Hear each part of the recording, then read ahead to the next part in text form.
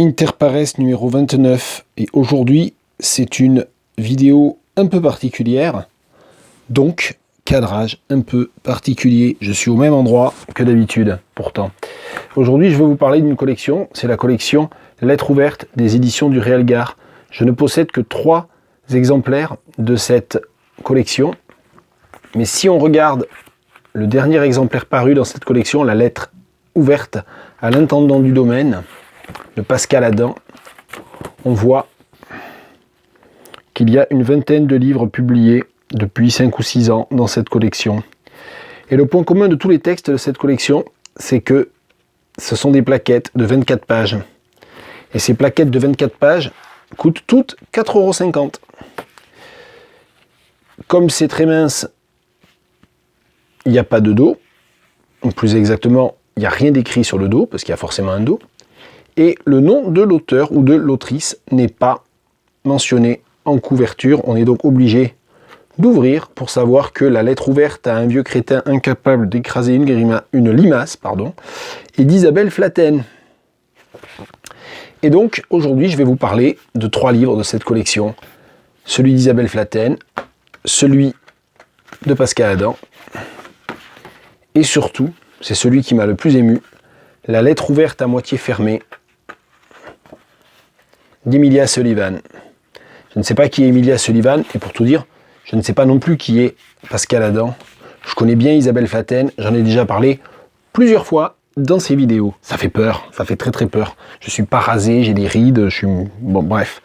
Il y a mon gros nez là, une vision d'horreur sur mes narines, peu importe. Et donc cette collection, très chouette, je vous la recommande. Alors, je vais vous parler uniquement de la lettre ouverte à moitié fermée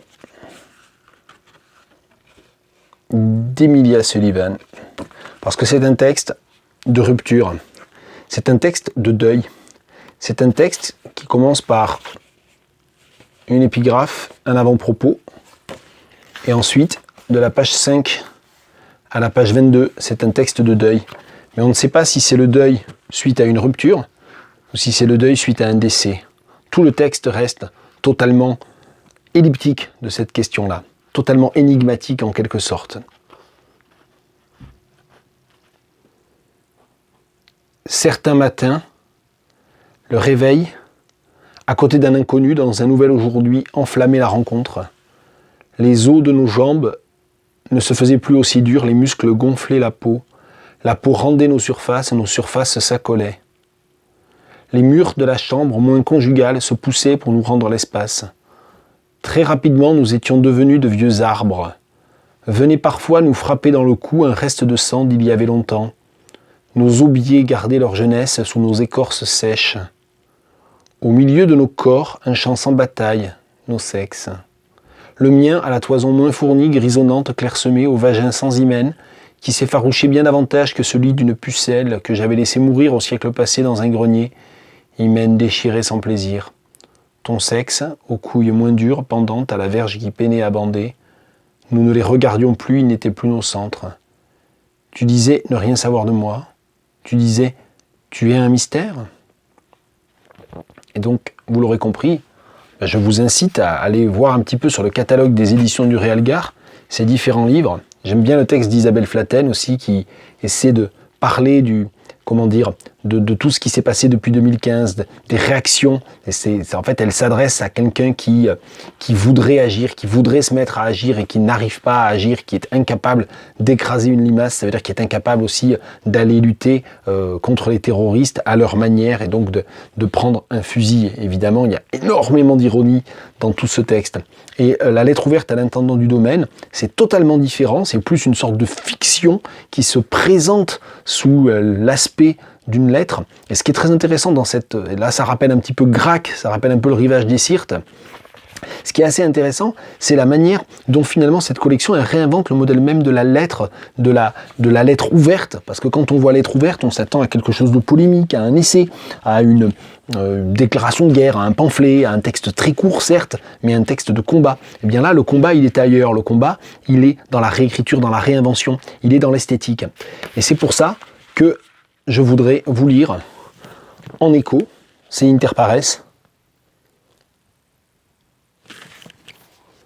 Ted Hughes. Oui, je ne montrerai pas le livre comme il faut. Ted Hughes, dans les Collected Poems, dans un de ses derniers recueils, Birthday Letters. You hated Spain.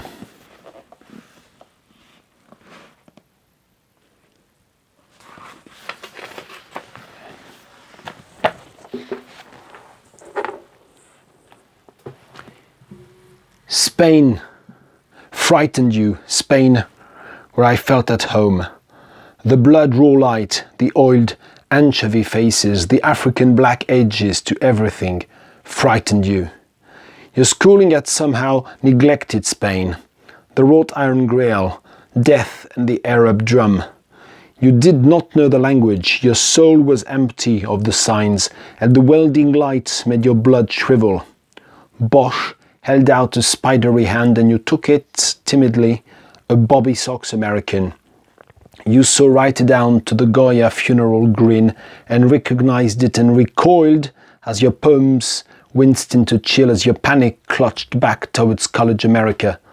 So we sat as tourists at the bullfight, watching bewildered bulls awkwardly butchered, seeing the grey-faced matador at the barrier just below us, straightening his bent sword and vomiting with fear. And the horn that hid itself inside the blowfly belly of the toppled picador punctured what was waiting for you. Spain was the land of your dreams, the dust-red cadaver you dared not wake with, the puckering amputations no literature course had glamorized, the juju land behind your African lips. Spain was what you tried to wake up from and could not. I see you in moonlight, walking the empty wharf at Alicante, like a soul waiting for the ferry, a new soul, still not understanding, thinking it is still your honeymoon in the happy world, with your whole life waiting, happy, and all your poems still to be found.